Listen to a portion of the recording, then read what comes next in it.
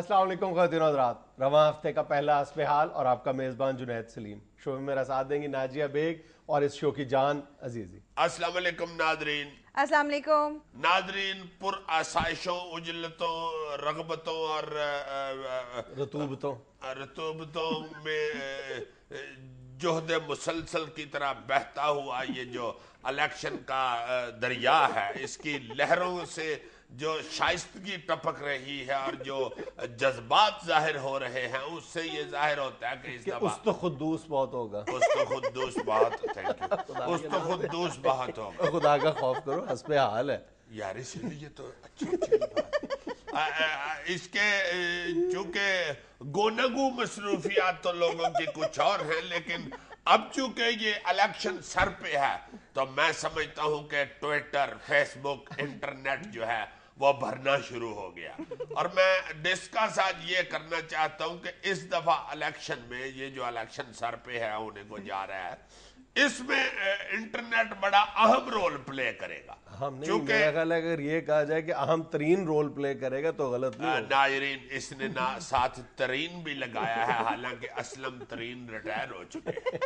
तो नाजरीन, इस दफा ये जो इंटरनेट है, इस पे मैंने ये देखा है कि जो चीजें अखबारों में नहीं छप सकती या जो चीजें इलेक्ट्रॉनिक मीडिया नहीं दिखा सकता, वो इस दफा जियाले, मतवाले, रखवाले इंटरनेट पे फेंक के एक दूसरे के ऊपर कीचड़ अछाल रहे। ये तुम सोशल वेबसाइट्स पे तनकीद कर रहे हो या उनकी अहमियत उजागर कर रहे हो? अहमियत भी उजागर कर रहा हूँ और तनकीद मैं इस हवाले से कर रहा हूँ कि कुछ ऐसी चीजें भी हैं जो नहीं होनी चाहिए, और कुछ मैं अलर्ट करना चाह रहा हूँ सियासतदानों को कि इस दफा ये कच्चा छठा हर तरफ से खुल रहा है।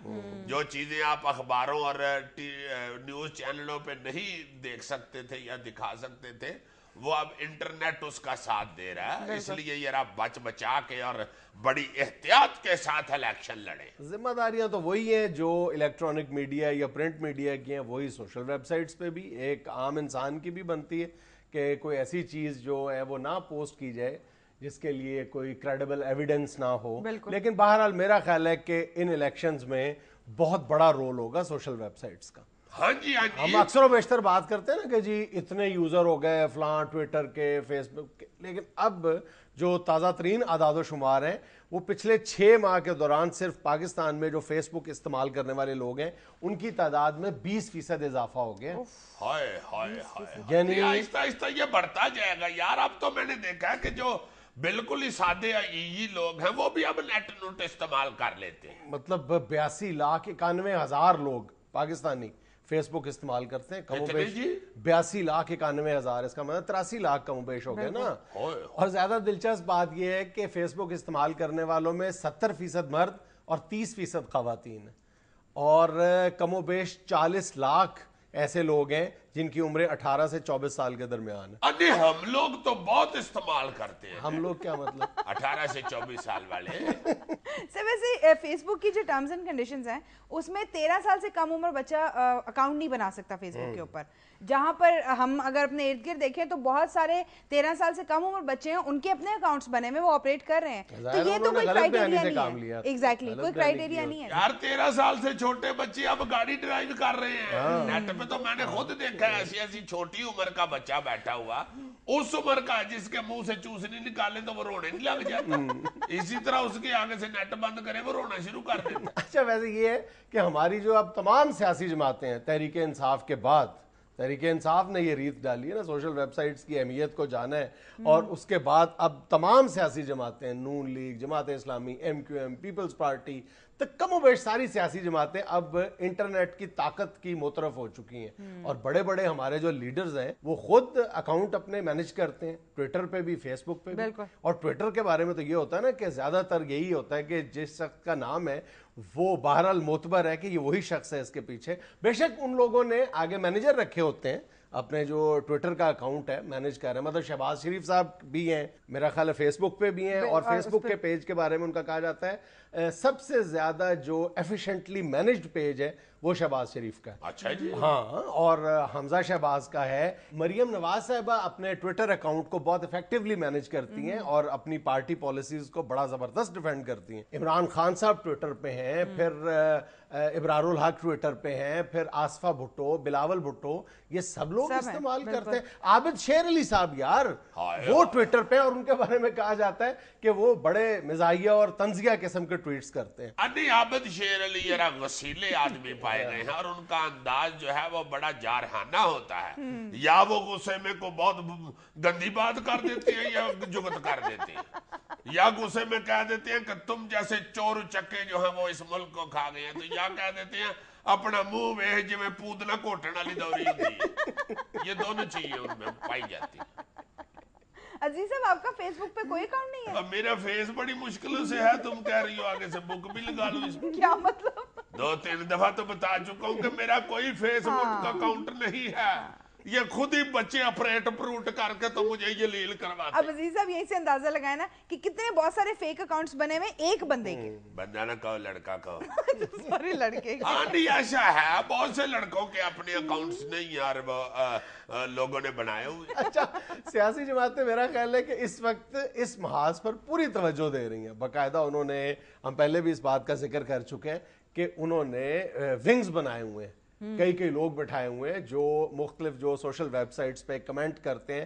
اور آج کل تم دیکھتے ہو کہ کوئی بھی ٹاک شو ہوتا ہے اس کے اوپر وہ ٹاک شو اتنا نہیں دیکھا جاتا جتنا اس پر کمنٹ ہوتا ہے انٹرنیٹ. اچھا, میں معافی چاہتا ہوں, تحریک انصاف نے تو چلو تم نے کہا کہ انہوں نے آگے شروع کیا, ویسے ماحول اس طرح کا بنا ہوا تھا کہ ان کے نامے لگ گئے. جیسے میڈیا کا کہتے ہیں جی کہ پرویز مشرف نے اس کو آزاد کیا ہے. اللہ وہ نہ بھی ہوتا, کوئی بھی ہوتا آزاد, اس نے ہونا ہی ہونا تھا, شروع ہو چکا تھا. ایم کیو ایم جو ہے نا وہ بھی بہت اہم ہے اس حوالے سے. ان کا بھی انٹرنیٹ پہ بڑا زبردست فیس بک پہ اکاؤنٹ چل رہا ہوتا ہے. ہاں, ایم کیو ایم بہت افیکٹولی اس کو ڈیل کر. اچھا جی, راجہ ریاض صاحب کی بھی پیٹ بک بھری ہوئی ہے, میرا مطلب ہے فیس بک بنی ہوئی ہے.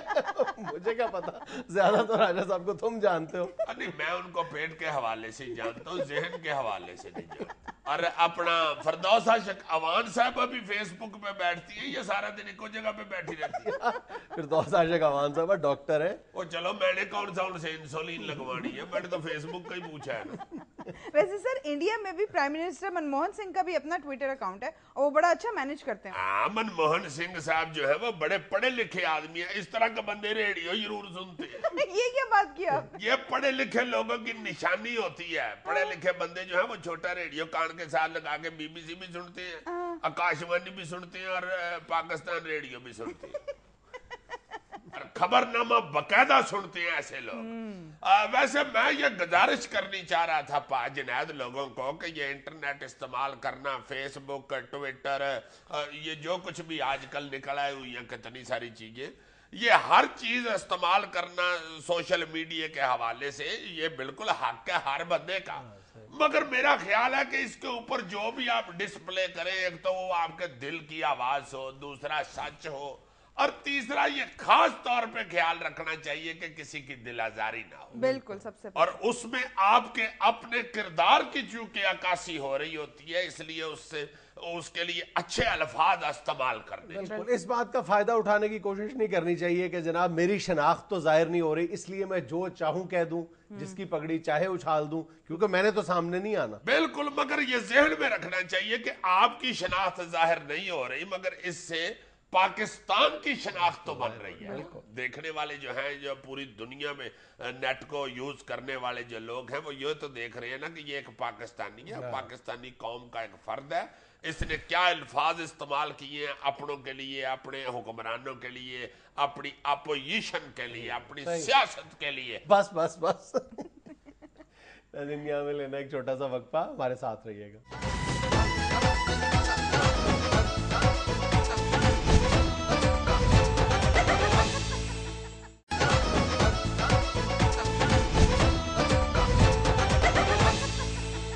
ناظرین, آج ہمارے ساتھ ہے میدان سیاست کی ایک منجھی ہوئی شخصیت مولانا فضل الرحمان. السلام علیکم مولانا. وعلیکم السلام جی. میں یہ واضح کرنا چاہتا ہوں کہ آپ نے کہا کہ منجھی ہوئی شخصیت, آپ کی بڑی مہربانی. ویسے میں سمجھتا ہوں کہ اس دور میں منجھی ہوئی سے زیادہ مانجھی ہوئی شخصیت کی اہمیت ہے. بلکہ جو ارد گرد مانجا پھیر کے بیٹھے اس کی زیادہ اہمیت. مولانا کیا کہنا چاہ رہے ہیں آپ؟ میری مراد یہ لوٹ کسوٹ کرنے والے لوگوں سے، یہ جو لوٹ مار کر کے نکل جاتے ہیں، ان کی یہ آج کل اہمیت ہے زیادہ تر، جن کو آپ بے پیندے کے برتن یا بلکہ پے پیندے کے برتن کہہ سکتے ہیں. یہ وہ لوگ ہیں نا، کبھی ادھر آئے کبھی ادھر لوٹے، کبھی ادھر گئے کبھی ادھر لوٹے. لوٹے، میرا خیال آپ لوٹے کہنا چاہ رہے ہیں. نہیں جنید صاحب، یہ لوٹے موٹے کہنا ہمارے مزاج کے خلاف ہے، ہم تو برتن ہی کہتے ہیں. وہ کسی شاعر نے ہمارے متعلق ہی کہا ہے نا، کچھ بھی نہ کہا اور کہہ بھی گئے، مل جل کے حکومت میں بہ بھی گئے. تو اب میرا خیال ہے یہ جو بات ہے اپنا یہ جو لفظوں کی، تو ہمارے لفظ نہیں ہوتے، بلبلے ہوتے ہیں، بلبلے وہ پکڑے نہیں جا سکتے. جیسے بلبلے سے یاد آیا وہ ڈرامہ بلبلے بڑا اچھا چل رہا ہے. وہ خاتون جو ہل ہل کے چلتی ہے وہ گرتی نہیں ہے، حالانکہ اتنی دفعہ ہلنے سے بندہ گر جاتا ہے. ہماری حکومت تو ایک دفعہ ہلتی ہے تو گر جاتی، وہ نہیں گرتی خاتون. مجھے لگتا ہے اس کو بھی کسی JUI نے سپورٹ کیا ہوا. اچھا مولانا صاحب، آپ یہ کہنا چاہ رہے ہیں کہ ہر ڈولتی ہوئی حکومت کو JUI سپورٹ کرتی ہے تو وہ بچی ہوئی رہتی ہے؟ جی بالکل، JUI حکومت کو سپورٹ کرتی ہے تو حکومت بچی رہتی ہے، اور حکومت JUI کو سپورٹ کرتی ہے تو JUI بچی رہتی ہے. یہ تو جی نو جی ہے نا. ایسے جنید بھائی میں گانے وانے سنتا تو نہیں ہوں، مگر ایک چائے والے ہوٹل پہ گانا لگا ہوا تھا جو میرے ذہن میں بیٹھ گیا اسی حوالے سے. وے سونے دیا کنگنا سودا ہی کو جیا، دل دینا تے دل منگنا سودا ہی کو جی. آپ کا مطلب ہے کہ JUI ہر حکومت کی محبوبہ رہی ہے؟ استغفر اللہ استغفر اللہ استغفر اللہ. JUI کبھی کسی کی محبوبہ نہیں رہی. اچھا، حکومت JUI کی محبوبہ رہی ہے. JUI ہمیشہ اپنے نظریات اور رسولوں پر کار بند رہی ہے. کار بند سے یاد آیا، بند مکھن تے منگواؤ یار. ہلکی پھلکی بھوک لگی ہوئی ہے نہیں. وہ کہتے ہیں نا کہ ہلکی پھلکی بھوک میں ہلکا پھلکا ٹک. اچھا مولانا، نون لیگ کے ساتھ کیسے اختلافات پیدا ہو گئے؟ دیکھو اختلاف نہیں ہے، بس وہ انہوں نے جو وہ ایک دم وہ نام نکلوا لیا ہے شاکر اللہ جان صاحب کا، وہ نگران وزیر اعظم کے لیے. وہ میرا خیال ہے کہ یہ انہوں نے جذباتی ایک قدم اٹھایا. اچھا، یہ سیاست جذبات کا نام نہیں ہے، ادھر بڑا سوچ سمجھ کے قدم اٹھانا چاہیے. اور میں یہ بھی نہیں سمجھتا کہ یہ پوری پارٹی اس کی ذمہ دار ہے، اور نہ ہی میرا خیال ہے نواز شریف صاحب کی یہ حرکت ہے. تو پھر یہ چودھری نثار صاحب کا لگتا ہے کہ ان کی یہ سوچ ہے. کیوں؟ وہ چکے ذرا غسیلے آدمی، اچھا، ہر وقت غصے میں بیٹھے رہتے. آپ نے کبھی ان کے منہ پہ ہنسی نہیں دیکھی ہو. میں نے تو خیر کبھی مکھی بھی نہیں دیکھی ان کے منہ پہ، مگر ہنسی تو خاص طور پہ ان کے منہ پہ نہیں آتی. ہر وقت غصے میں بیٹھے رہتے. انہوں نے تو کسی کو سوری بھی کرنا ہو تو ایسے کہتے ہیں کہ دوبارہ پھر سوری کرنی پڑے. یہ چودھری نثار صاحب کے تو میرا خیال ہے منہ میں ہنسی والی آپشن ہی نہیں ہے. میں نے ان کو ایک دفعہ ایک مراسی کا لطیفہ سنایا، ہنسنے کی بجائے آگے سے کہتے ہیں کہ مولانا اس کا مطلب ہے مراسی سے اتحاد نہیں ہو سکتا. تو میں نے کہا میرے بھائی چھوڑ دو تھوڑی دیر سیاست کو، ہنس بھی دو. مولانا ہنستے تو آپ بھی نہیں ہیں. نہیں ہنستا ہوں، اگر کوئی بات ہو ہنسی والی تو ہنستا ہوں، ویسے تو بندہ پاگل لگتا ہے. ہنسی والی بات ہو تو میں ضرور ہنستا ہوں. یہ ابھی راجہ پرویز اشرف صاحب نے اپنی تقریر میں کہا تھا کہ ہم نے 5 سال عوام کی بڑی خدمت کی ہے، تو میں ہنس ہنس کے کرسی سے نیچے گر گیا تھا. ابھی میں اٹھ کے دوبارہ کرسی پہ بیٹھا ہوں تو ساتھ ہی کہتے ہیں کہ انشاءاللہ اگلے 5 سال بھی ہماری حکومت ہوگی. میں پھر ہنس ہنس کے نیچے گر گیا. میں نے فوراً راجہ صاحب کو فون کیا. میں نے کہا بندے خدا اور نہ ہنساؤ، کیوں میرے گھٹنے توڑنے. آگے سے مجھے کہتے ہیں آپ گھٹنے سے ہنستے ہیں. اور میں نے کہا ہنس ہنس کے گر جاتا ہوں گھٹنوں کے بل. بھائی نہ کرو خدا کے لیے یہ بات. تو ہنستا ہوں میں. اچھا مولانا، کل خبر تھی کہ آپ نے چودھری شجاعت حسین صاحب کو فون کیا. جی ہم نے کیا فون ان کو، وہ ہمارے درینہ دوست ہیں، بڑے اچھے آدمی ہیں چودھری شجاعت صاحب. ان کے ساتھ ہماری فون پہ بات چیت ہوتی رہتی ہے. اچھا، کسی اور کو فون پہ کال کریں تو 3 روپے پڑتے ہیں، چودھری شجاعت صاحب کو کریں تو 9 روپے پڑتے ہیں. اچھا، اتحاد کے حوالے سے کوئی بات چیت ہوئی ہے؟ جی اتحاد پہ بات ہوئی ہے. مگر وہ سیٹیں پشاور سے بہت زیادہ مانگ رہے ہیں. اچھا ہم نے ان کو سمجھایا کہ دیکھیں چودھری صاحب جتنی آپ سیٹیں مانگ رہے ہیں اتنی تو خالی سیٹیں پشاور کی بس میں بھی نہیں ہوتی. آگے سے کہتے ہیں کہ آپ لاہور سے جتنی مرضی سیٹیں لے لیں. میں نے کہا چودھری صاحب میں معافی چاہتا ہوں آپ ہمارے بزرگ ہیں, لاہور میں جتنے آپ کے ووٹ ہیں وہاں پہ سیٹیں نہیں, آپ کو دریاں بچھانی چاہیے. مولانا لوگ یہ کہتے ہیں کہ آپ لوگ جو حکومت کے اتحادی ہیں پچھلے 5 سالوں میں اپنی کیا کارکردگی عوام کے سامنے لے کے جائیں گے. دیکھیں نا پچھلے چند برسوں کے دوران قیمتیں دگنی ہو گئی ہیں, روٹی, کپڑا, پیٹرول, ڈیزل. بس آپ کی بڑی مہربانی. آپ بات پیٹرول تک بھی رکھتے تو سمجھ آ جانی تھی, اتنی آگے تفصیل بتانے کی کیا ضرورت ہے. نہیں والا میرا مطلب تھا کہ الیکشنز میں عوام کے پاس کیا لے کے جائیں گے. یار ویگنے اور قیمے والے نان لے کے جائیں گے اور ان کو لے آئیں گے ووٹ ڈلوانے کے لیے. دنیا میں لینا ایک چھوٹا سا وقفہ, ہمارے ساتھ رہیے.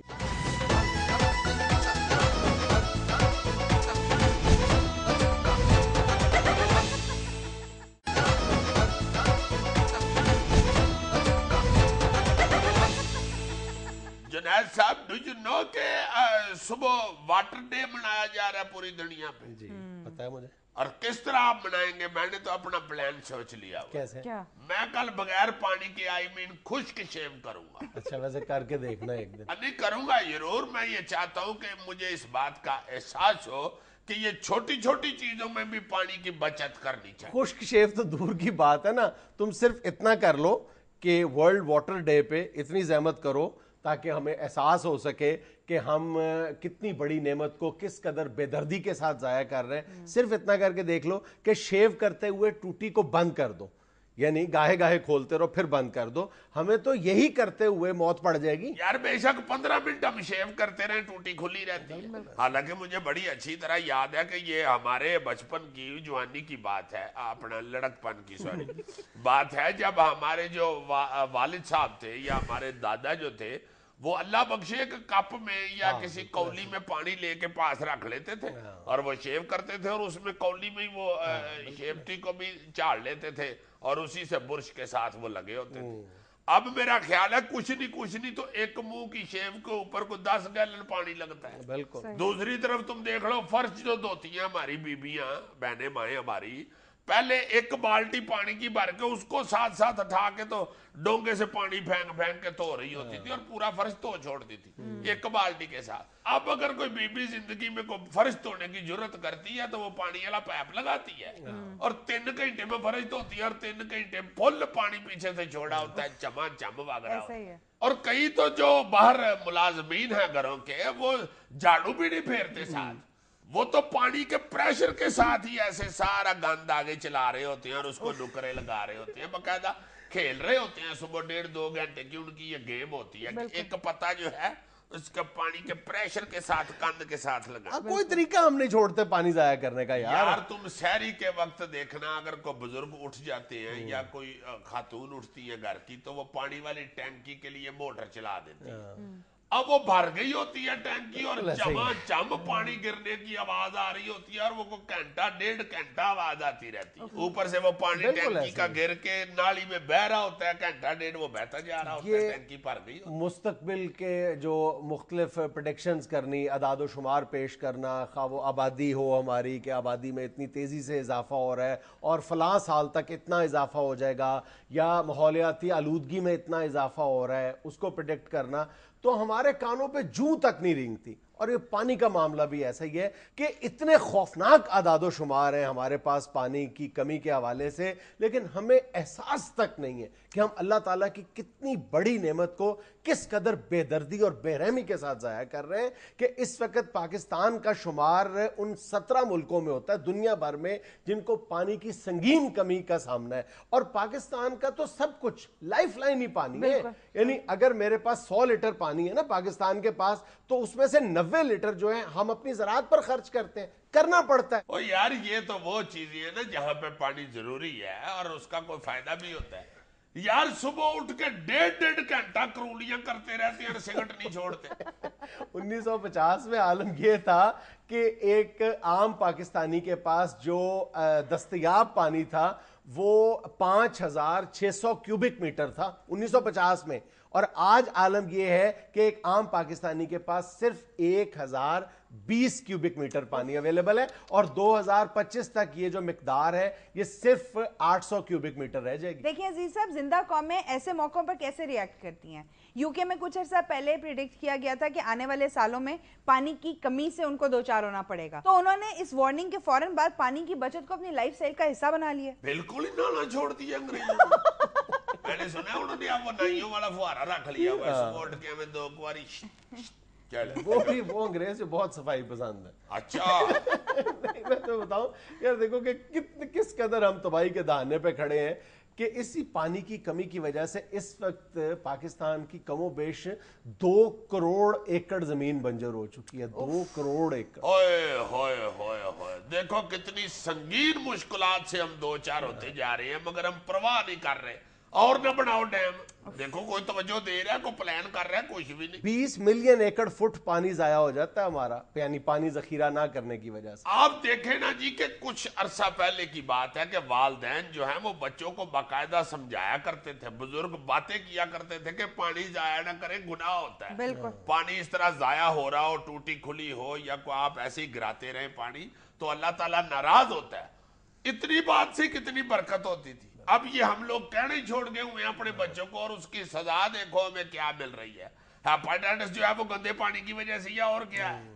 और फिर ये 36 बीमारियां जो है ये गंदा पानी पीने की वजह से। पीने वाला पानी यार, भाई मैं तुम्हें बताऊं, गटर का पानी कई जगह पे मिक्स हो रहा है पीने वाले पानी के साथ। यार स्टैटिस्टिक्स ये बताते हैं कि पाकिस्तान में 60% अमवात जो है वो डायरेक्टली या इनडायरेक्टली गंदे पानी की वजह से हो रही है। यार तुम तो 60% की बात कर रहे हो, मैं तुम्हें खुद बता रहा हूँ। 36 बीमारियां इस वजह से लग रही है। गंदा पानी पीने को मिल रहा है हमें, और वो लोग चुप हैं। ये देखा नहीं कई दफा चैनलों के ऊपर बोतलें भर के औरतें दिखा रही होती है हमारी टूटी। लाहौर और कराची में 37% पानी पीने के काबिल नहीं है। होए होए होए, शुक्र है अल्लाह ताला के गुजरा वाला में टूटियों में फरास्ट आता है। रंगत तो उसकी फरास्ट वाली होती है, पता नहीं क्या आता है। अच्छी तुम सीरियसनेस शो कर रहे हो। सीरियस क्या हो, यहाँ पे आंखों का पानी मर गया, बाकी पानी का क्या बात करें। मैंने एक बंदे से कहा, मैंने कहा यार आहिस्ता आहिस्ता सारे मुल्क से पानी खत्म होता जा रहा है। ऐसा बेवकूफ बंदा आगे से कहता अच्छा दूध तो खालिस मिला करेगा। उस भले आदमी से पूछ रहा था कि भैंसें क्या पिएंगी। और यार ये भी पूछा था, आगे से कहता है जो दूध देंगी वो आधा खुद पी लेंगी, आधा हमें दे देंगे, उनको कौन सा मोल पड़ता है। भैया लेनी एक छोटी सी कमर्शियल ब्रेक, हमारे साथ रहिएगा।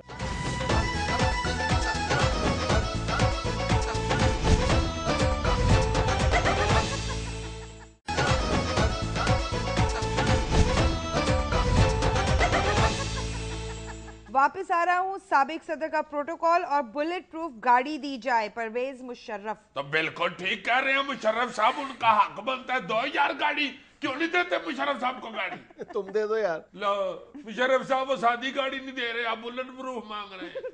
मेरे पास तो स्कूटर है जनाब बुलेट प्रूफ, वो ले ले। बुलेट स्कूटर बुलेट प्रूफ है? हाँ, जिस तरह बिस्ती प्रूफ नहीं होता, बिस्ती उसकी होती है मगर वो महसूस नहीं करता, इसी तरह मेरा स्कूटर है बुलेट प्रूफ। सो सरकार, मैं तो अपना स्कूटर ही पेश कर सकता हूँ जो मेरे पास वाहिद मेरा असासा है।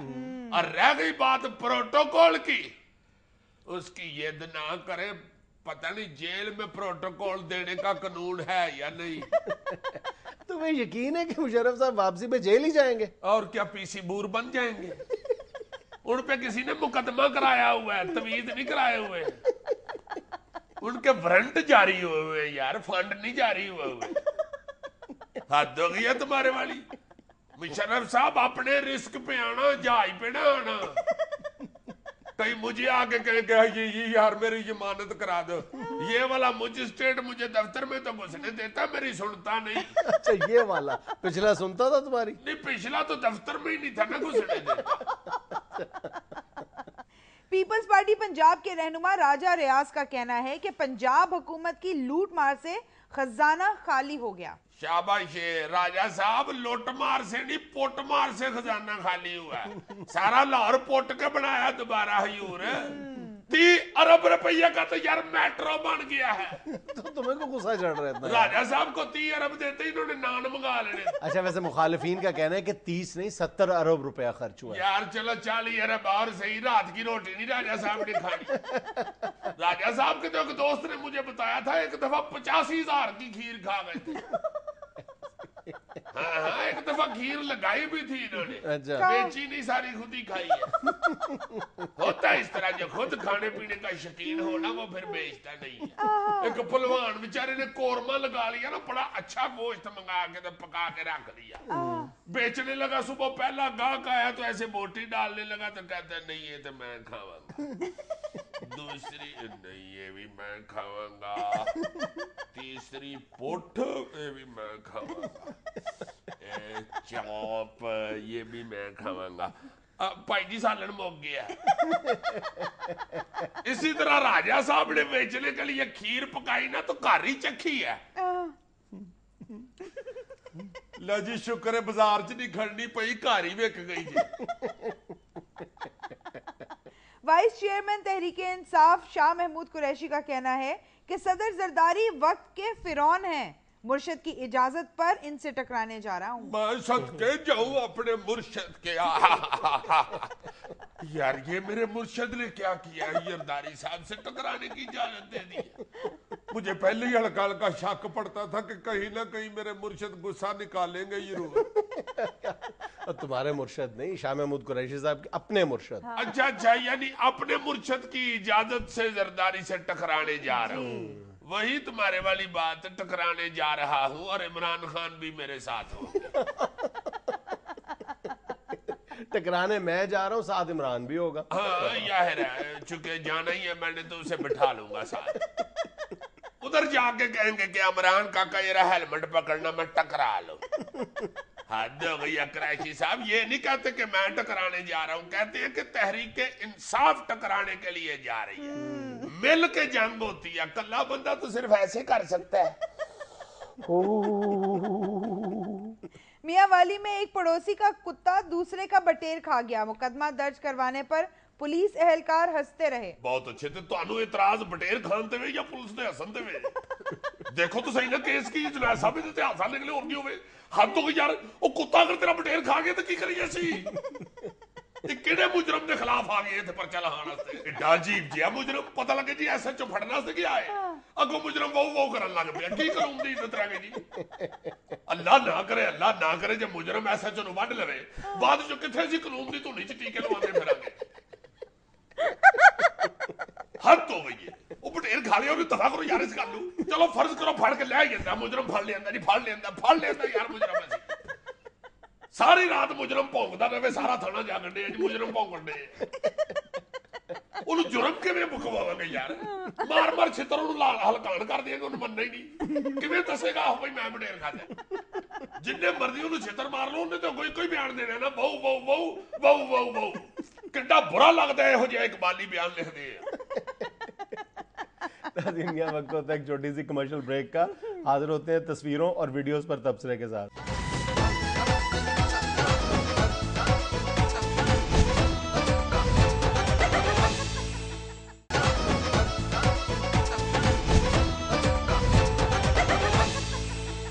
चलें जी साहब, इस हफ्ते की पहली तस्वीर देखें। वाह। मेरा ख्याल है बच्चों ने मिलके अपनी खाला की दावत की है। या फिर मेरा ख्याल है कि ये कोई बड़ी सेंसिटिव खातून है। ये अपने बच्चों के खाने पीने से पहले खुद चखती है कि किसी ने कुछ मिलाया तो नहीं हुआ। और अक्सर ये होता है कि चखने में खुद सारा खा जाती है और बाद में कहती है पुत मां पई चूल्हे।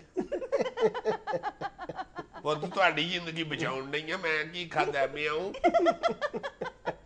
आगे से छोटा बच्चा कहते कि अम्मा अगली दफा आएगा ना खाने पीने का सामान तो मैं खुद चख लूंगा अपना चखना। अब एक वीडियो देखें अजीज साहब, ये लें, इसे गौर से देखें।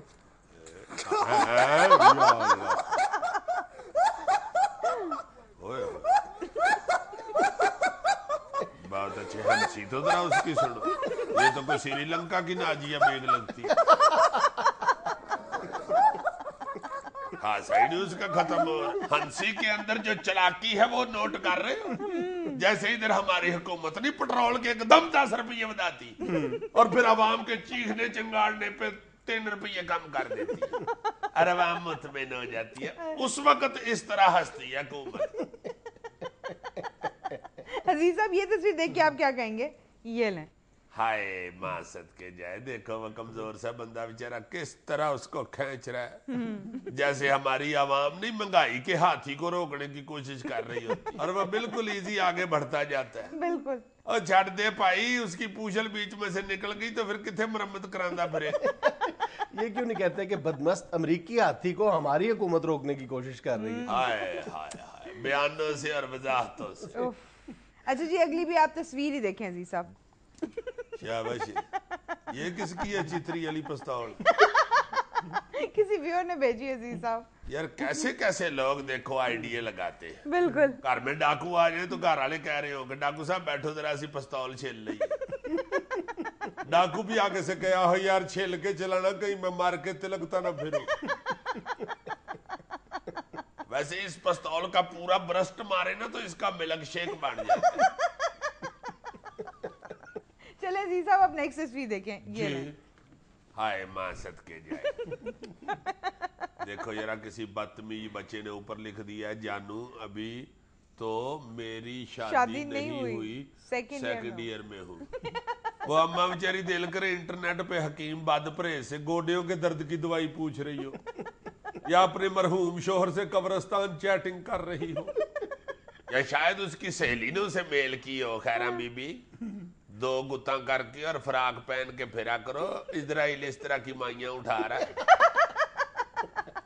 इस तरह की माइयां बगैर आलूओं के आलू गोभी बहुत अच्छी बनाती है। बगैर आलूओं के आलू गोभी कैसे? यार बन जाती है। रहमान मलक बगैर लॉ एंड ऑर्डर के 5 साल लॉ एंड ऑर्डर की वजारत काट गया।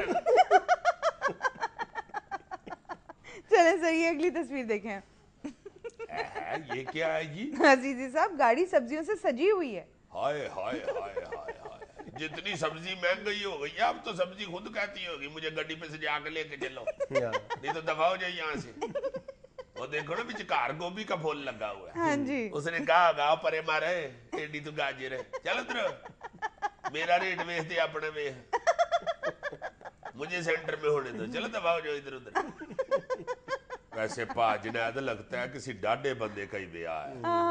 देखो यार रास्ते में से उसने सब्जी लेके गड्डी पे ही सजा ली है और बीवी को गाड़ी में कह रहा होगा कि कर्मा लिए जानती बस गड्डी तो सब्जी पुट के हांडी पकानी।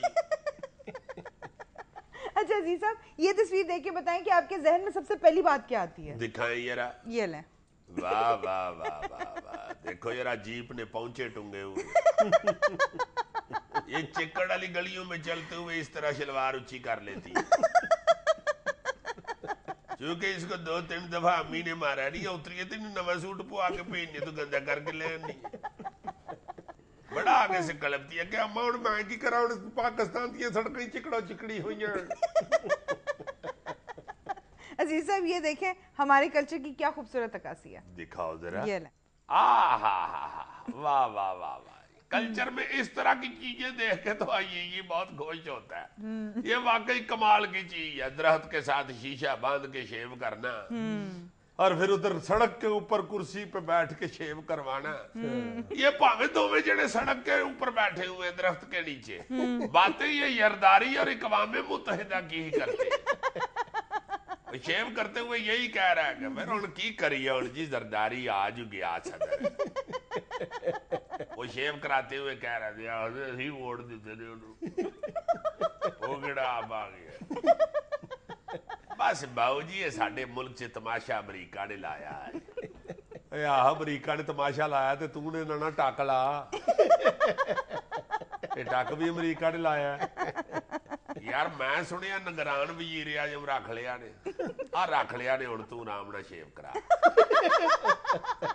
इस सैलून का सबसे बड़ा फायदा ये होता है कि आज आम के दरख्त के नीचे है, कल जामुन के दरख्त के नीचे होगा मोबाइल सैलून। हाय हाय हाय, अगर ठंडी शेव करानी है तो शतूत के नीचे ले जा।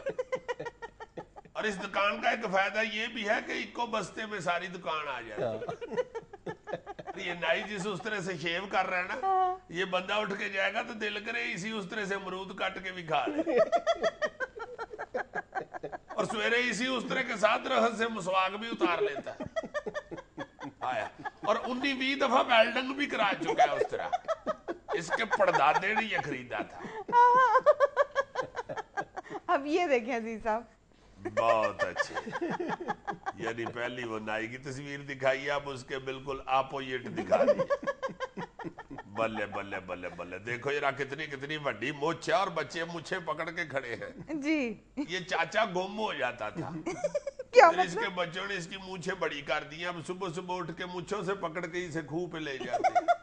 ہائے ہائے, اس بندے نے پہلی دفعہ کہا تھا کہ مچھ نہیں تے کچھ نہیں, چونکہ اس بیچارے کی مونچھیں بنا دو پیچھے بچتا کی.